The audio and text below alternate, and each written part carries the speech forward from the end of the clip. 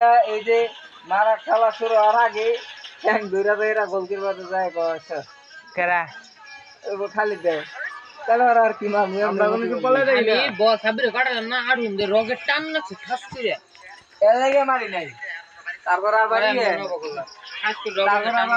তারপরে ও আবার করে আরে মারে যাইতে শট মারছে বাইন ছুতে শট মারছে এমন দালে না ঘুরে নামাজের মধ্যে এর লাগে মারি নাই আর